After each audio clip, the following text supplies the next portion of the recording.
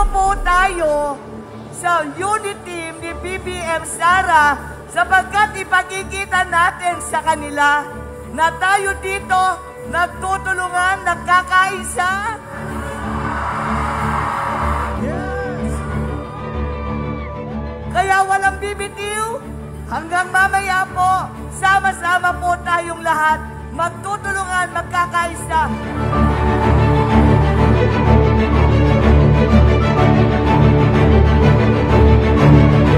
Natin kalimutan itong araw po na ito na nagsama-sama tayo, na nakapiling natin ang ating mga kababayan. Ngunit dito natin sinimulan ang kilusan ng pagkakaisa. Dito sa araw na ito, dito sa tanghaling ito, at ating unang pinag-usapan ang adhikain na naging kilusan na ng pagkakaisa.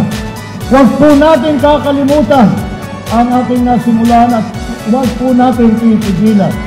Magawin ang lahat upang pagandahin ang buhay ng bawat mamamayang Pilipino, upang pagandahin ang Pilipinas.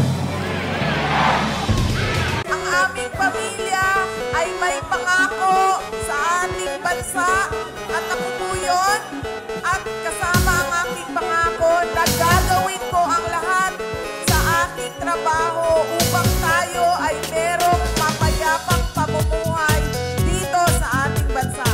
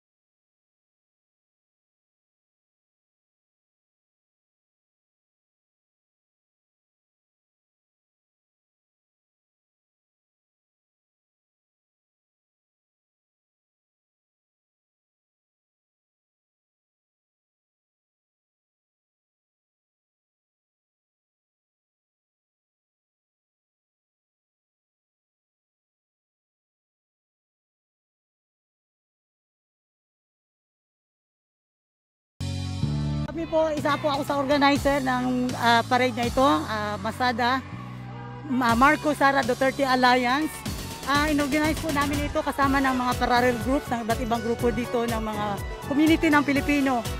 Kaya po namin ginawa ito dahil gusto namin ipakita, kahit nandito kami sa Japan, na ikita ng buong mundo at ng mga kapwa Pilipino, kababayan natin, na gusto natin ng tunay na pagbabago. Tunay na pagbabago at ituloy ang pagbabago, ituloy ang naumpisahan ni President Duterte. Tuloy-tuloy. Kaya kunin natin o iboto natin si BBM Sara.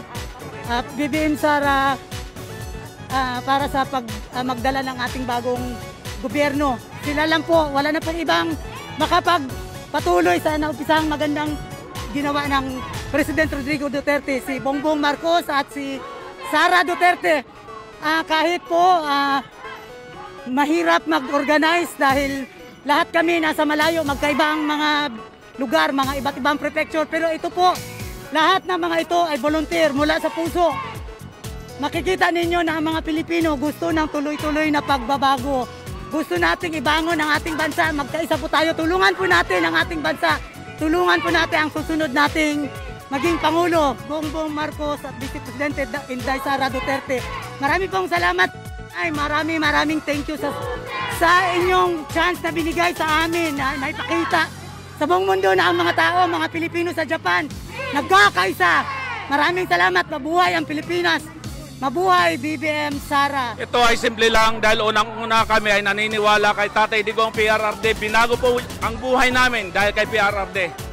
At dahil po sa suporta ng lahat ng BBM Sara supporters, silent supporters ng BBM, nandito po nagtipon-tipon. Hindi lang BBM Sara kundi ang sagot nila ay disiplina. At dahil sa disiplinang yan, dahil sa pagkakaisang yan, natupad po more than 600 po kami ngayon. Yung 560 na binigay naming t-shirt po ay kulang pa. Hindi pa naisuot ng iba.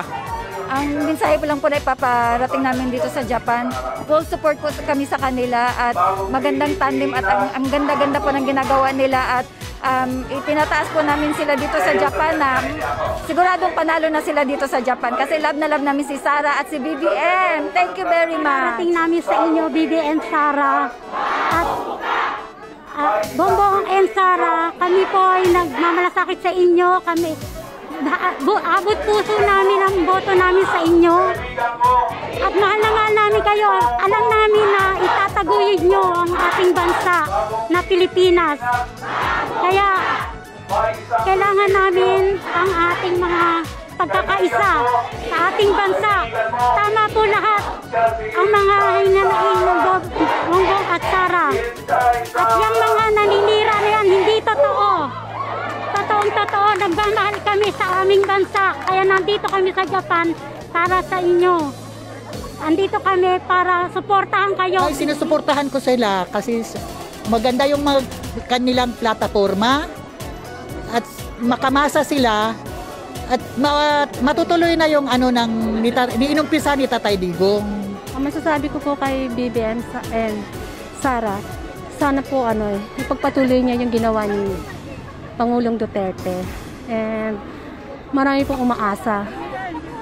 Sa amin kami mga Pilipino na nandito na nakatira sa Japan, okay ng buhay namin. Kaya lang syempre yung mga sa Pilipinas ba, kaya ginagawa namin ito. Gusto namin talaga ng pagbabago para sa Pilipinas. Sa mga dumalo ang BBM Avengers Japan Chapter, Republic Defenders for Peace and Unity, National Accreditation Sectoral Alliance, MPR Masang Pilipino, Solid Bongbong Marcos at Inday Sara Duterte Carpio Japan Chapter, Ugnayan ng Mamamayang Ayaw sa Katiwalian, BBM Sara Hub, Ako OFW Japan Chapter, Balikbayan Movement, Sama-sama tayong babangon muli, Kalayaan at Kaunlaran, BBM Sara Alliance, BBM Sara 2022 Supporters, Marcos Volunteers at Pinoy LGBT Japan.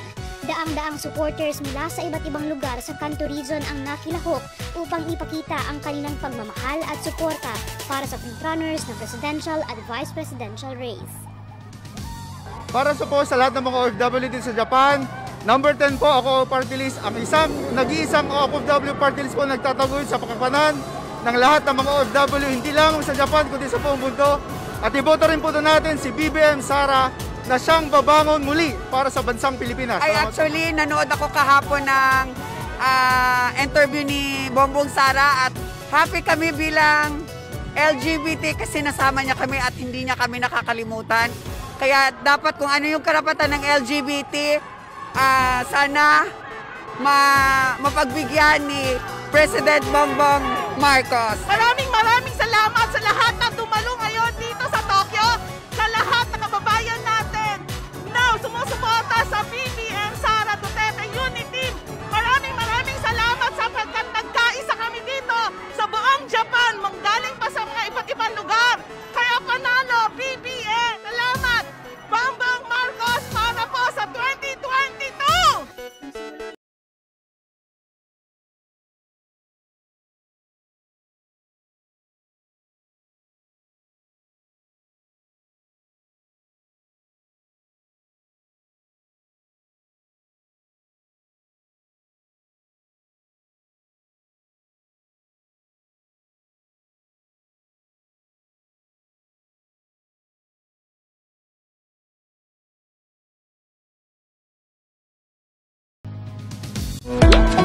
Alamin ang tamang paraan sa pagboto para may panalo natin ang kapakanan ng mga OFW.